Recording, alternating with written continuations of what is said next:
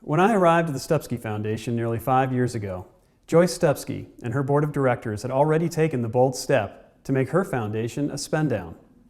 With decades of experience in philanthropy, they believed that to meet the higher goal of supporting our community's needs, the foundation could not do business as usual. They also decided to have someone run it who had not made a grant in his life, never worked in a program division, or had any experience with the geographies or issues we would address. What I did have going for me was experience working with donors as an advisor, a coach, and a fundraiser, and a desire to do things differently to achieve the board's goals. So on my first day heading up the elevator to my new job, I thought about how I was going to meet these goals without much of a playbook for working in this way, and how it would be critical to create a team where our culture and behavior reflected the reality for communities too often barred from opportunities and resources in America. For them, change can't wait. Since that first day, we've sought to be a learning organization, and I'd like to share 3 important findings that we've discovered from the spend-down structure we work in. I believe they apply to all foundations. They are community, impact, and investment. First, lift community voice to ensure impact. After our first year, we made several grants to organizations in an effort to learn about how to support our communities and the services they need. Throughout that year, I have to admit that I felt very uncomfortable with the fact that we were leading this effort instead of following leaders from the communities we serve. So we started into a deep equity journey that would reset leadership. Something we learned immediately is that our voice as a funder is a powerful tool. We can use it to be a true partner who creates platforms for community members and reinforces their point of view. We can use it to ask communities we serve how to make the biggest difference on the issues we're both working on, and we can listen to their perspectives, which increasingly inform our strategies. Our second lesson is to prioritize impact over budget. We've learned that the potential for impact, your ability to create positive change, should lead your decisions without concern for budgets and structures. If responding to a powerful opportunity for change today means giving up the chance in some distant future, we encourage you to go with the now. In my experience, foundations that impose 5% limits on themselves risk missing incredible opportunities staring them in the face.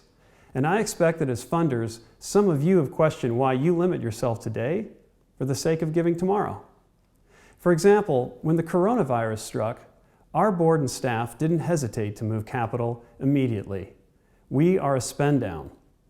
Our tomorrow is very short, and we should be responsive to emergency requests on a level that most of us have not seen before. In the Bay Area, organizations like the Libra Foundation had already made very large increases in response to COVID-19. So I thought most of our peers in the sector must be doing the same. As I sat in on international funder calls, however, I was disappointed to learn otherwise. Live surveys were conducted during these calls, and I learned that roughly half of the foundations participating weren't planning to do much at all. I wondered, what prevented them from taking action? Based on the input and stories we're receiving from communities we serve, there is no way that the foundation sector should be protecting itself in the midst of this crisis. After all, aren't we set up to give and give generously in times of need?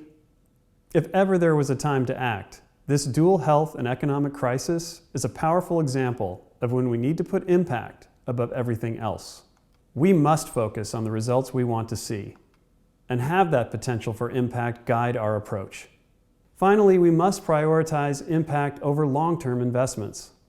If you take the position that impact must lead the way, then it follows that you need to look closely at your investment portfolios.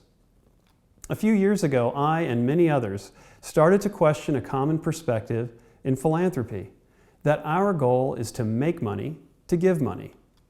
While this viewpoint certainly comes with a lot of best intentions, I was skeptical. How can we ensure we're maximizing our positive impact if our investments are working against our own mission? I recently walked into my CFO's office and I asked her about this. Carrie Dewan has become a leader in spend-down modeling and divestment strategy. She shared my concern and started working with our investment team to dive deeply into our investments by reviewing our underlying holdings to understand if we're running counterproductive to our grant-making strategies, our overall mission, and our values. We're still getting clarity on this, so in the meantime, Carrie is prioritizing our divestments as they become available.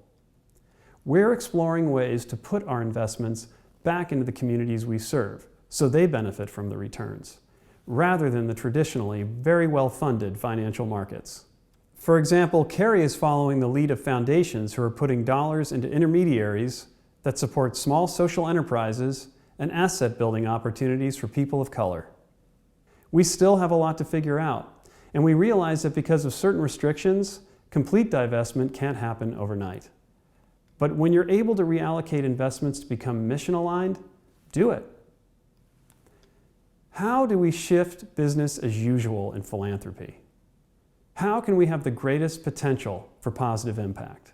To start, you might consider centering your work on the communities you serve in any way you can, so they can share what resources are needed and what impact will support and benefit them most. Think about the issues you work on and how, if you go beyond your current grant spend, you could have a bigger impact and create even more positive change.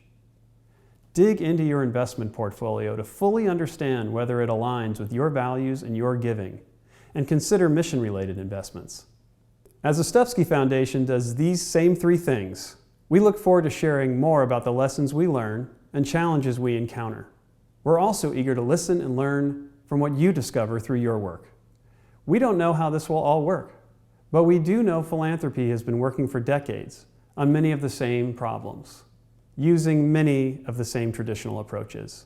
And in my view, it's worth exploring a new model to improve our impact, because change can't wait.